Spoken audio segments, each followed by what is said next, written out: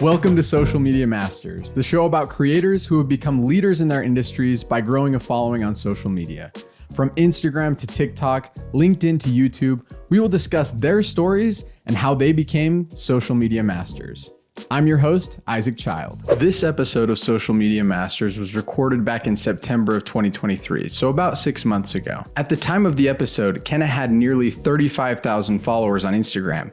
Now, she has 45,000 followers on Instagram. So since the time of recording this episode, she's grown another 10,000 plus followers using the practices and strategies that we talk about in this episode. Kenna is a Christian artist who would describe herself as more of an introvert, something that you might not anticipate from somebody who has a large following on social media. When Kenna was just in 8th grade, she convinced her mom to let her stop doing orchestra and replace that with an art class. Little did she know, that would eventually lead her to creating art, building a business, and building a social media following of nearly 50,000 followers on Instagram. On this episode, we will talk about Kenna's story, how she got into art, and how she was able to grow an account on social media to over 20,000 followers. Then have that account get shut down, have to start from zero, and get back up to 30,000 followers in less than a year. She's going to share her strategies and tips on how she was able to do that. I thoroughly enjoyed talking with Kenna and learning from her, and I hope you do as well. Hey, Kenna, it's so good to have you on the show. Thanks for being on. Yeah, thanks for having me. I'm super excited.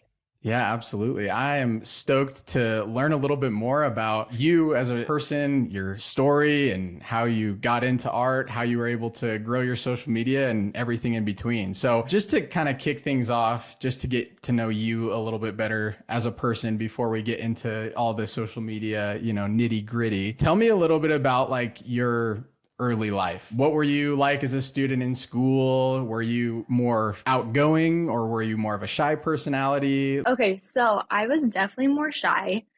I feel like that was kind of my identity growing up. I was like, I'm just a shy kid. I'm not super friendly or outgoing or like funny. And so I feel like I've kind of carried that throughout my life. And I feel like I'm not as shy now. I'm definitely more of an introvert, but I can like kind of be an extrovert when I have to be. But yeah, I was definitely like a good student, not a perfect student by any means, but I think I had like a 3.9 GPA in high school and I tried to get a 4.0, but that didn't work out. Gotcha. I was kind of the same way, like borderline perfectionist, but like it was okay that, maybe slipped up in a couple of those areas. But tell me a little bit about your art background. What got you interested in art? Were you one of those kids that kind of just always doodled and enjoyed it? Did you take art classes? Yeah, so I feel like growing up as a kid, I like painting and doodling and doing all those little things like any kid does. But I didn't really get into it until I was in middle school. When I was in 7th grade, I had to take a few elective classes and I really wanted to take art, but my mom wanted me to take orchestra. And so I took orchestra that year and that took up my whole like elective credits. So I couldn't take art. But then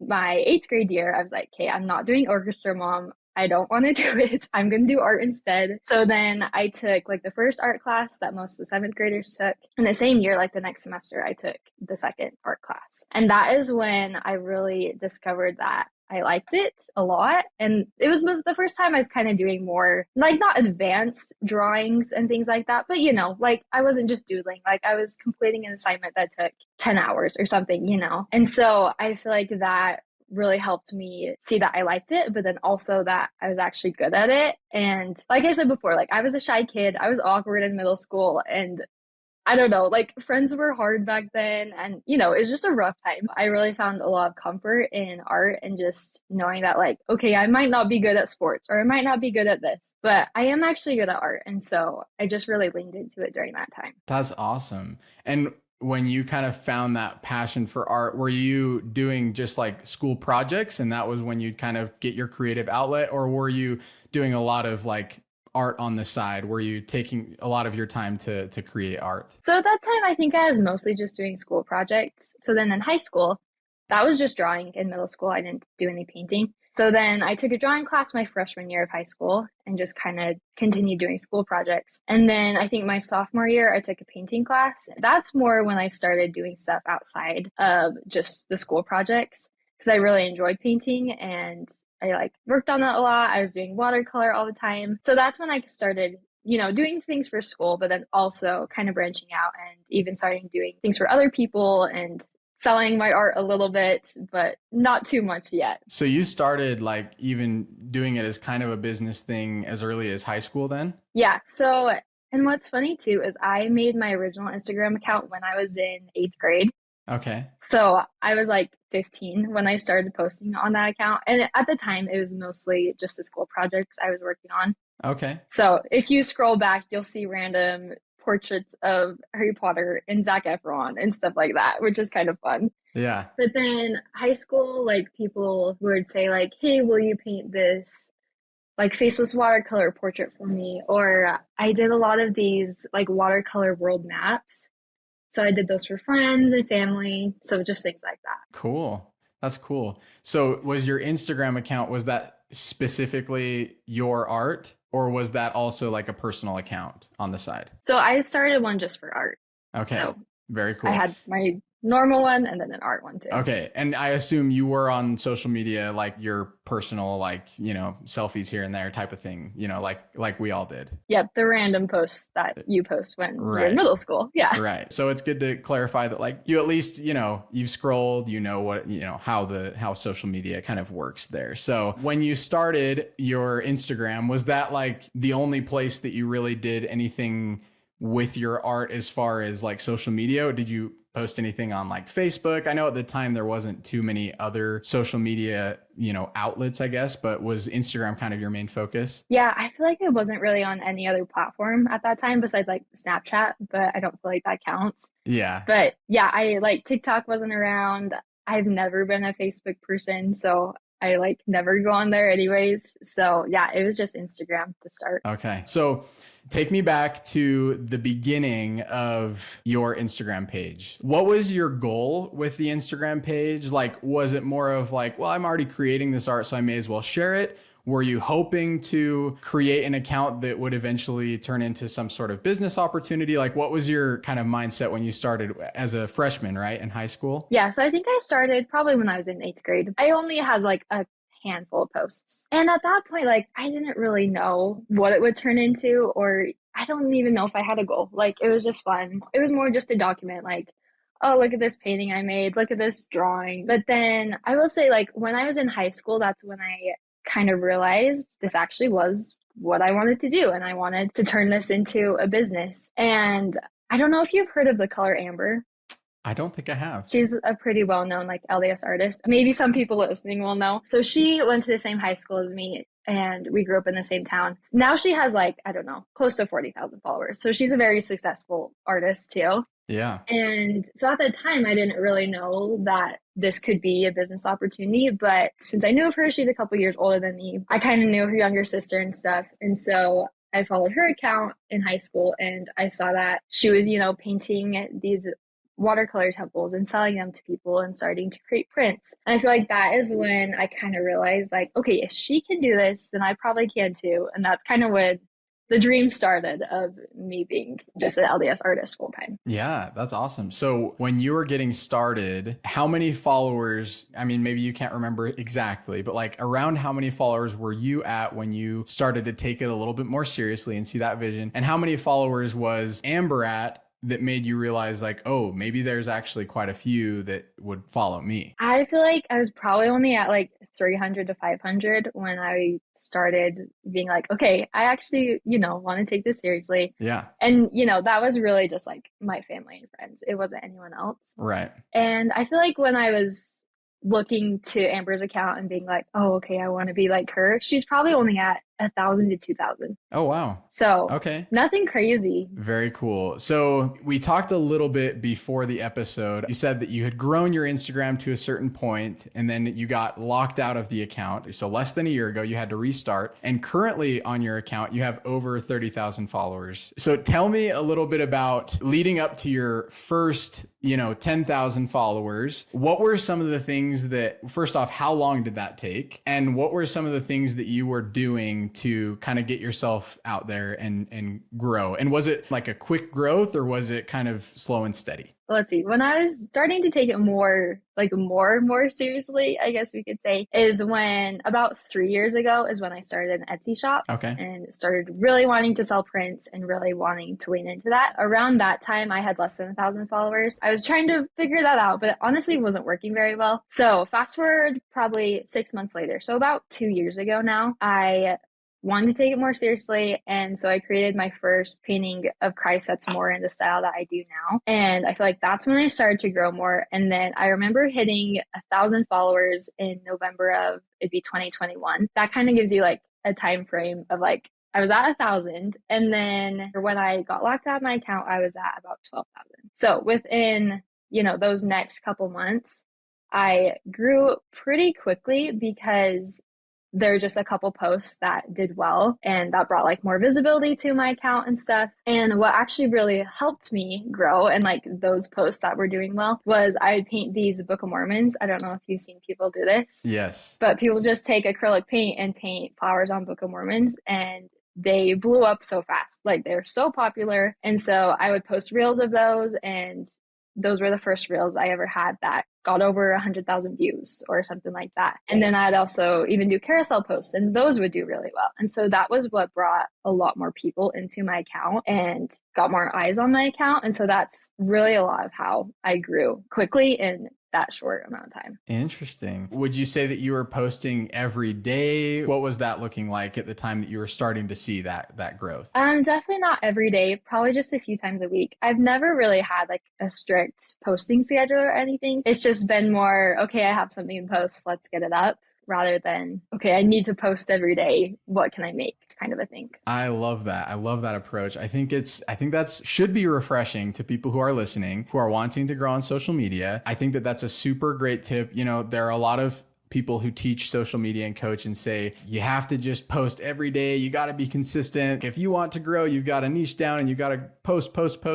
And like, of course, those things are true. Obviously, you wouldn't be here if you hadn't posted, right? If you hadn't put yourself out there. But I think it's refreshing to know that it doesn't take the 2 to 3 posts every day to see the growth that you've been able to experience. Interestingly, just like looking at your account now, you've posted just over 100 times since the new account, since you restarted. That is on average, given that it's almost been a year, one post every 2-3 days, which is about on par with that. And how do you feel like in not posting every single day all the time, how do you feel like that's helped in your social media to potentially, feel a little bit better about the content that you produce and still see growth? So what I found is you really have to find a balance between quality and quantity. I think quality comes with more quantity, right? So like if you've only posted one video, it might not be great quality, and that's okay. But the more you post, it's going to be more high quality. So I feel like for me, I don't want to push myself to be posting every single day just for the heck of it and have it not be a great post.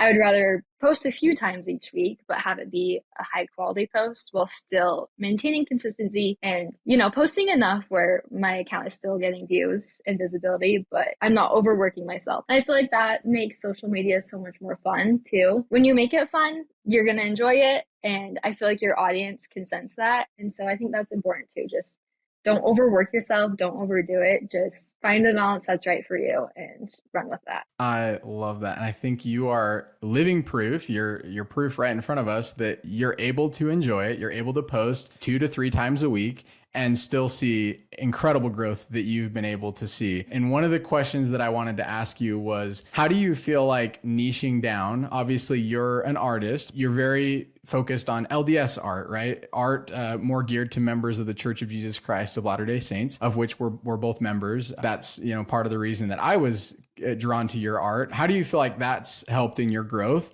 And how do you think other artists might be able to replicate that to some extent? Maybe they're not members of the church or members of a church, but how has that helped and how could other artists do something similar? Yeah, that's a good question. Niching down is, I feel like, just a really hot topic within the social media world. There's a lot of different opinions on it. And I feel like you should niche down kind of within yourself, within your own interests, because of course, like I'm LDS, I'm Christian, so I resonate with creating LDS artwork, and that's something I enjoy. But if you're not, in that space, you don't want to create, religious artwork, I would say find something else that you enjoy that is part of who you are. So say maybe you just love landscapes and you love being outdoors. Maybe that's what you focus on and the type of people you try to attract. And you also don't want to niche down too far, but just enough where people are going to be drawn to you if that's their thing too. Yeah, totally. I think that's spot on. And I think that's really important to do something that genuinely interests you. Do something that you really enjoy, right? If you have to niche down already a little bit, and I like how you said you don't have to niche down so far that you're backing yourself into a corner and you're basically limited to, I'm only going to paint a tree, right? Well, no, you have to still enjoy what you're doing a little bit, but find something that you do enjoy. Maybe you really like nature and you can incorporate, you really like to hike and occasionally you'll stop and paint a little bit or something to that extent. So I think that's a really, really great tip. Do you feel like the majority of your followers are members of the same faith of the Church of Jesus Christ of Latter-day Saints? And how has your experience been posting faith type content and faith type artwork kind of impacted your life? I feel like when I started, it was definitely more just people who are LDS following me. But I feel like the more I've grown and the more, just outside people I've kind of attracted, it has grown to be, yes, there's members of the LDS church, but there's also just people who are Christian and, in any different denomination, we all have a lot more in common than we might think. And so it's cool just to be able to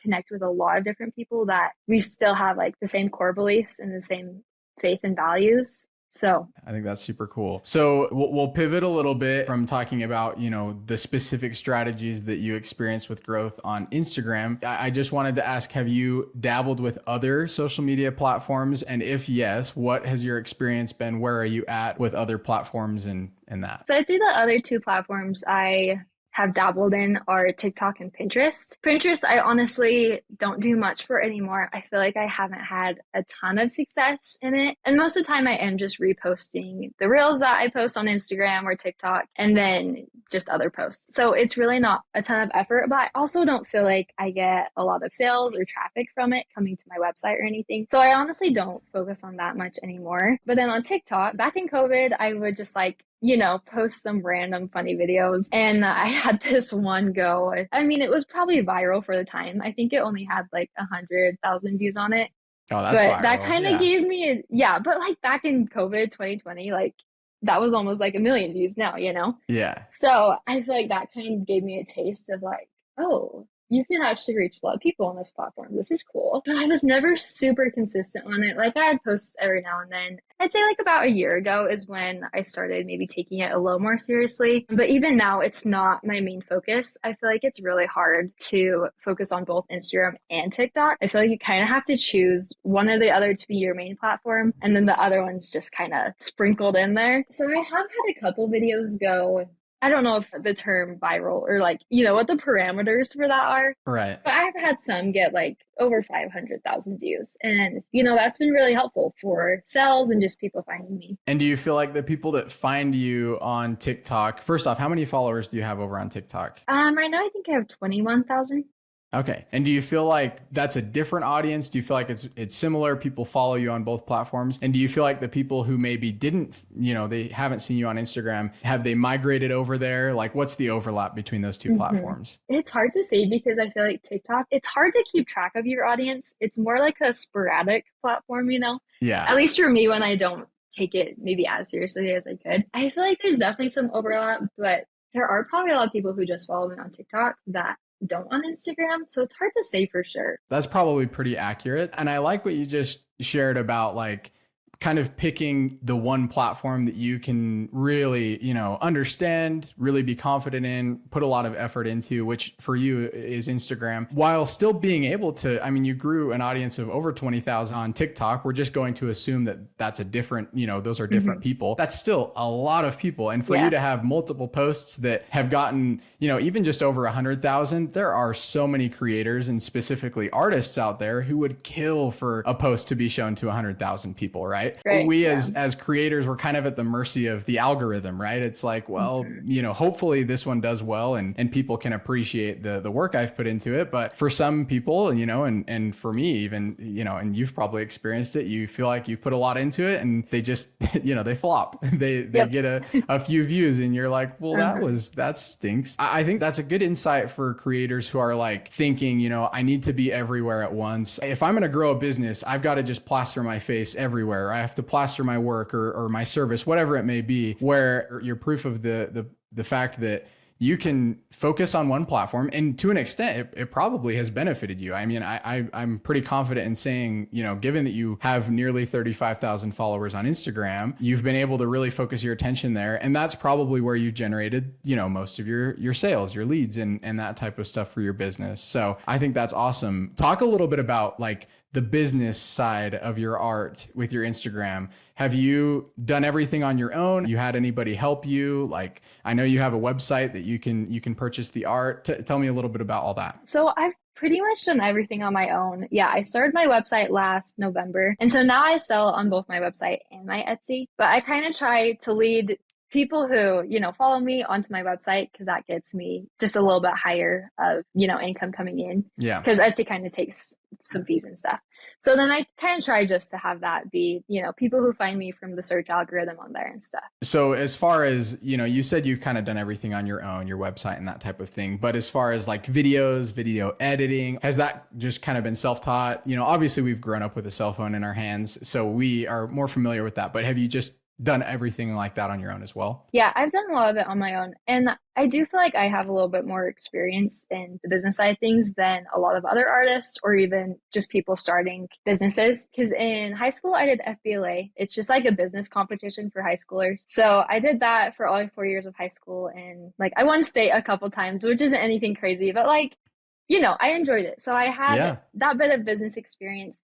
And then I did go to school for marketing. So I have a little bit of that too. For almost a year, I worked for a local swimsuit company and I did all of their video content. So I was in charge of their TikTok and Reels. So I feel like that's given me a lot of good video experience too. Yeah, that's super cool though. I think you're a good example of you've wanted to learn those things and you've put it to the test by doing a number of different things, whether that be in business and marketing, in video, all those types of things. But you've been able to kind of accumulate all of those skills and then apply it into what is your real passion. So Kenna, a question for you then is, for somebody who doesn't have all that experience, who has never, they haven't won state at a business competition, they haven't, those are impressive accolades, and or they haven't taken, marketing classes in school, they haven't worked for a company producing content already. What can they do right now? They've got their art, they're a great artist, but what can they do to kind of either learn those skills or do other things to potentially kind of a head start on social media? Oh, that's a hard question because I feel like it's almost come really easy to me that I'm like, I don't know how to teach other people how to do this. But honestly, I feel like looking at other accounts that have done well in your niche and looking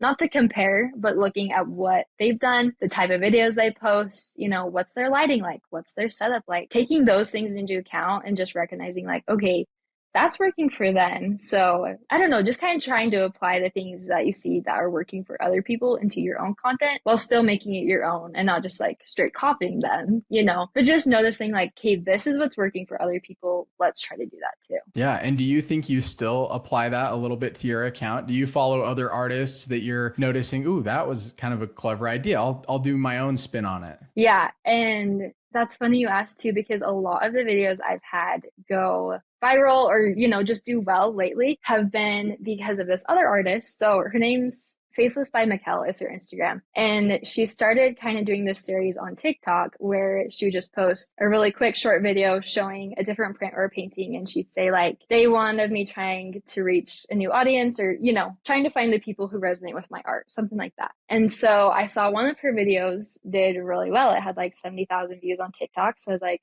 okay, I'm going to try that too. And I used the same sound she did and that video like did great. And almost every other video that I posted like that has done pretty good or really good. And now I've actually seen a ton of other artists do it and they've had videos that have gone over 1 million views and have gained tons of followers from it. So I think it is really beneficial to look at what is working for other people and kind of apply that to your own content. Yeah, absolutely. And I think that, sharing that some of your content did really good and some of it did pretty good, doing something that somebody else has done and putting your own spin on it is good insight to know that, like, if you try something that somebody else has done and done well and been successful, they got a lot of views or their post got a lot of engagement, and you don't see, the same numbers or the same exact result, like, don't give up. Try it again. Try it in a different way, right? Yeah, Like, it for doesn't sure. mean that it's just like the end of the world. Maybe in your instance, the first time that you did that post, you actually did see a big spike. And so it encouraged you to do that a little bit more. But I think a lot Mhm. of times with social media, people will try something, it doesn't work. And so they think, well, I've got to do something completely different. When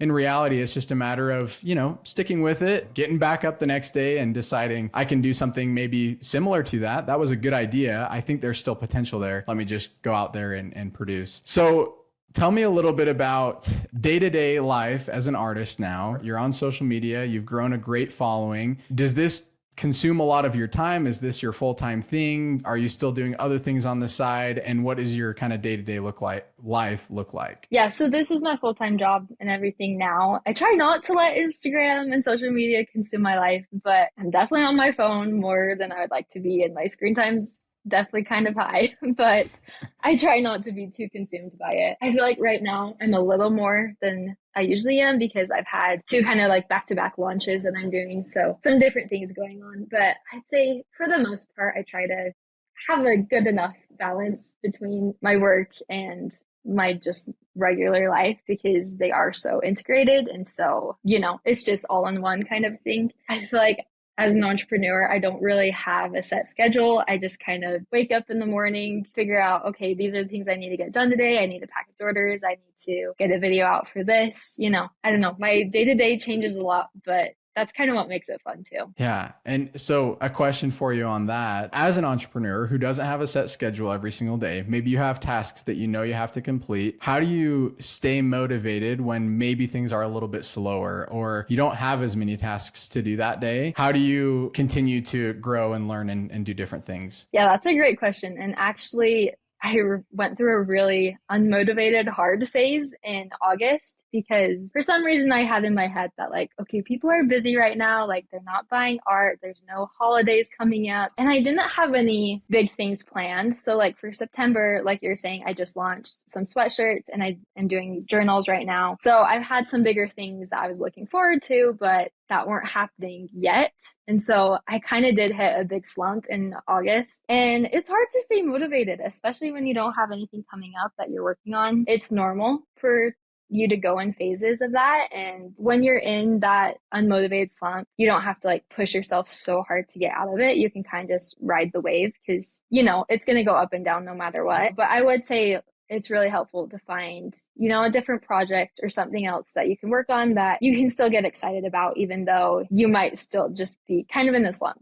Yeah. And I think an interesting insight from that is maybe set some things to look forward to and maybe with a little bit more frequency, right? The two launches that you've been doing with the sweatshirts and with journals, you were looking forward to those, even though they were a ways out. And, August was kind of your slump because you were looking forward to like that happening, further in the future. But maybe a good insight, and this is something I'll try to apply as well, is maybe set like every 2 weeks, there's something that you can kind of look forward to. Maybe it's not like a full product launch that you're trying to get out there, but as an entrepreneur, just something to stay a little bit more motivated, right? Maybe it's a YouTube video that for the, maybe you're trying to get on YouTube. And sometimes as an entrepreneur, as a creator, being somebody who's on social media, it's hard to like constantly be working on something or to feel like every day has been put to good use.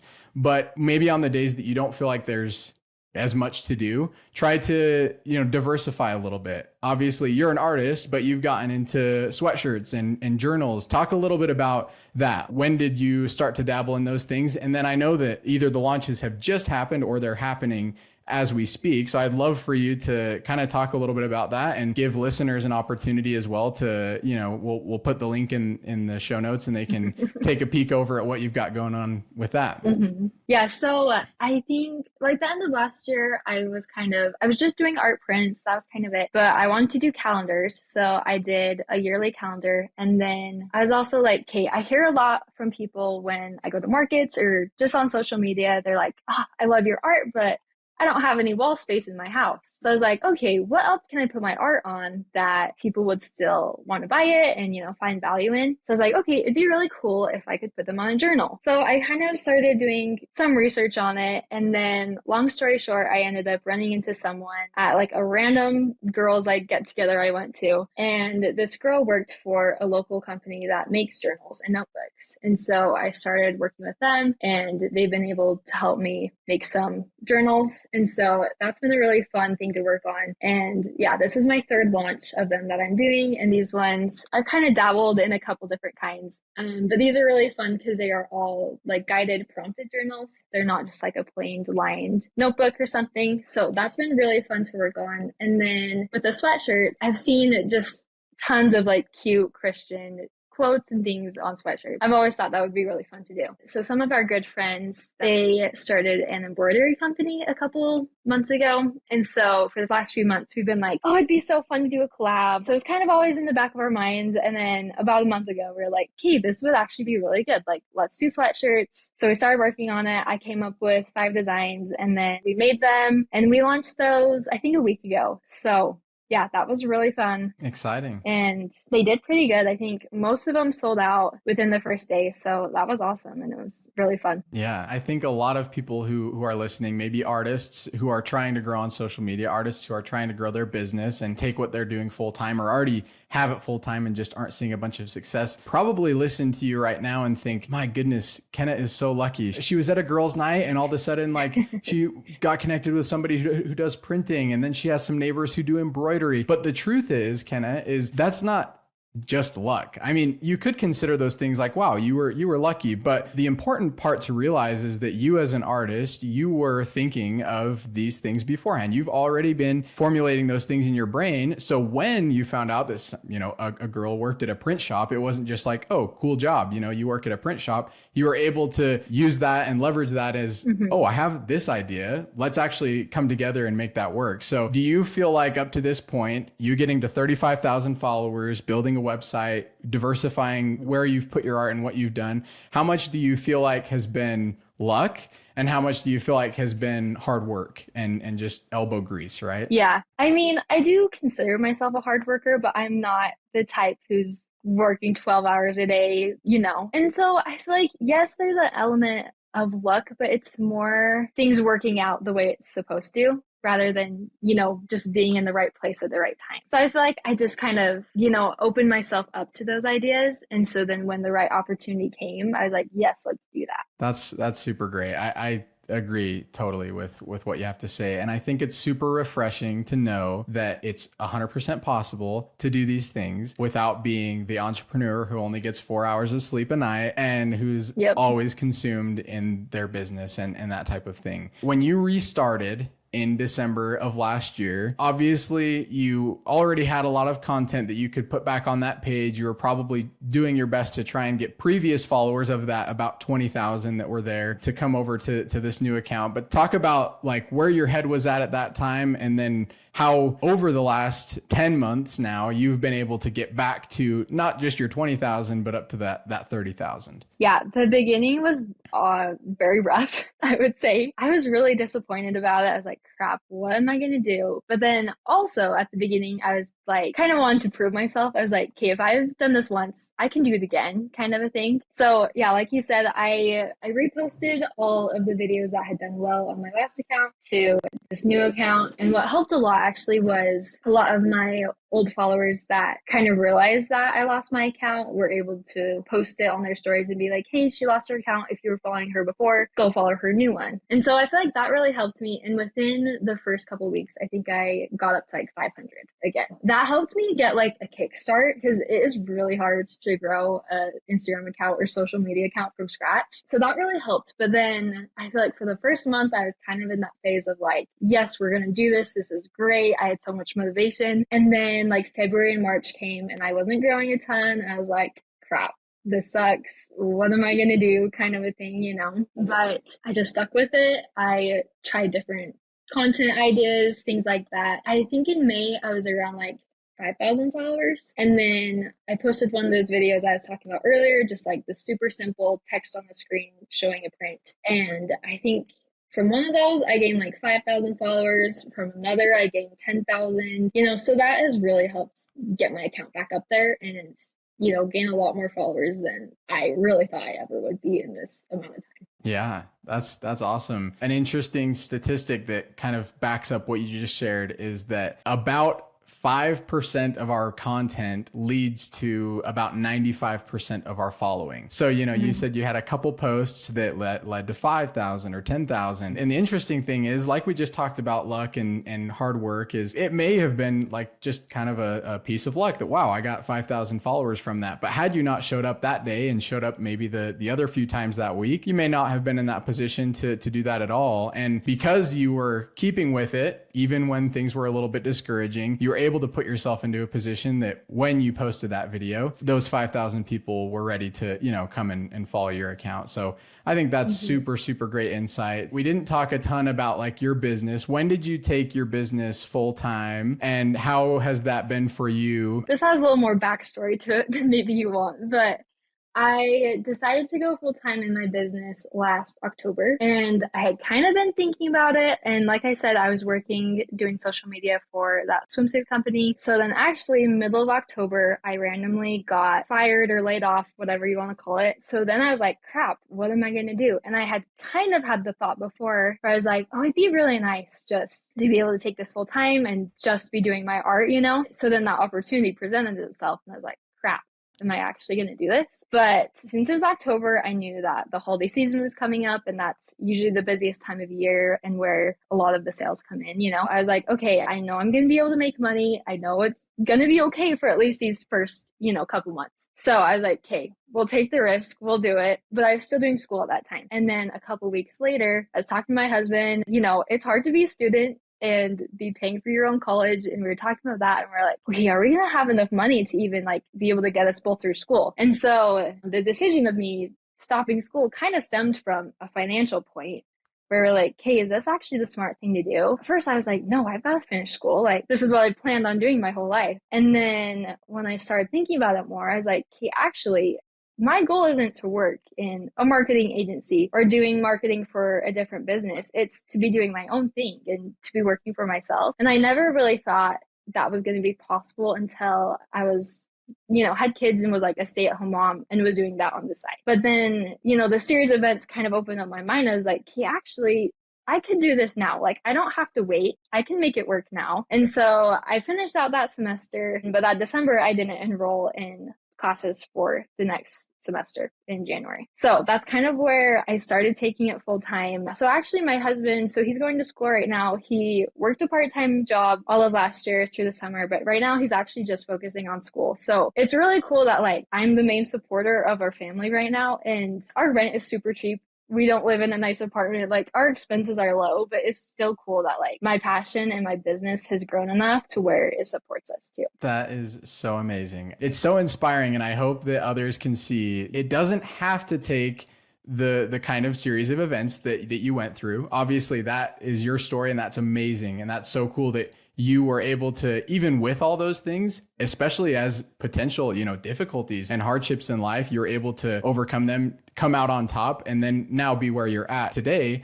But maybe it doesn't have to take the lightning bolt to the head to realize like, oh, I need to do this, or I could do this today. Maybe your time to start is now. So what would you say to other artists, maybe not even just specifically artists? I'm sure there are people who are listening to this as well, who are growing their business through social media, doing something else that they enjoy that could be similar to art. What advice might you give them as they're kind of getting started? Oh, it's hard. Like, go easy on yourself. You just got to put yourself out there, and the more content you put out, the better it's going to be. One thing I was actually thinking of, I learned this from just like a business mentor a couple weeks ago. Once we have 1,000 followers, then we'll post the way we want to, and then we'll be successful or whatever. But I learned from her that it's a lot more beneficial to do it backwards, to be confident to start and then do the thing we want to, and then we'll have success. Does that make sense? Yeah. So kind of just like working backwards and like,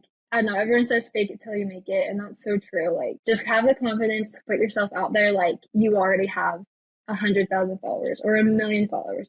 Show up in that way, the way that you want to, even if you only have 50 followers. I think that's so profound to think, assuming that one day when you get to the goal that you want to achieve, that's when you'll start doing XYZ. Start doing XYZ today. Pretend as though, you already have the audience of 10,000, 20,000, however many you want to get to. Pretend like you're already there and produce the content that you would produce then. Don't wait. I mean, that's the moral of the story. I think that's super good piece of advice. And then on a more strategic side, the question that I really like to kind of finish the conversation with is social media is a platform that changes so frequently, right? You mentioned, which I thought was interesting, that you were doing not only reels, but carousels and several different forms of posts that were reaching more people, even, as early as a couple years ago. But today, in today's social media landscape, what advice would you give to another artist or someone who's looking to grow on social media, who's starting from zero or maybe in their first 100 followers? I'd say try a little of everything. I would say post reels, post carousels, post on your stories. You can even try doing live videos. Try a little bit of everything, try different types of content,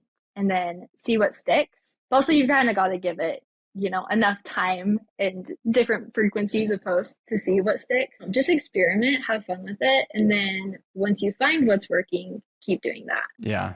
I think we have this fear as humans, especially on social media, that like once we put it on the feed, there's no going back. You've stamped that into the universe, and it's kind of intimidating sometimes. But I think it's good to sometimes view your posts as trial and error. View them as, this is just one more opportunity for me to see if this is going to work and if this isn't going to work. And you posting that thing is not going to alter, potentially. I'm not going to say it can't, because there can be posts that change your life. Absolutely. That go viral and they change your life forever. But if you post that video and it gets 5 views, that does not mean that your, self-worth or who you are has changed in any way. It just means that you need to try maybe something different, or try that again in a different format, or experiment with it. And those will be the things that will teach you, what you're able to learn. And I'm so grateful that you've shared your experience with us, the things that you've done that have worked and you've been successful with. I think there's so many key things to take away from this conversation. If you're looking to grow on social media, you can go back and listen to this whole interview. And if you missed a few things, go back and listen again, because there are so many things you can take away and learn from Kenna about how you can grow and apply these things on social media. So any last thoughts that you have for us today, Kenna? Well, one thing I was thinking of when you're saying that is I've had posts that I've put up and they don't do great at the start. Like, they'll get a couple thousand, whatever views. But then a week or two later, they've blown up. Or, just like gain more traction. So just because something doesn't do well right off the start too, don't discount it. Don't lose hope in it. Just don't lose hope in yourself and get discouraged when things aren't working or things are getting low views, because you never know when that could change. Kenna, it was such a pleasure to have you on the show today. I learned a ton, and I know that all those that are listening to this right now, there's so many things that you can take away. And if there's anything to take away from this episode right now, it's that anybody can do it. Get out there and get started, and you could be building the business of your dream. Kenna, you're an inspiration to those artists that are looking to do the same. And I super appreciate you taking the time to share a little bit about that. Yeah, of course. It's been super fun. And hopefully this just helps one person. That's my only hope. But yeah, thanks for having me on.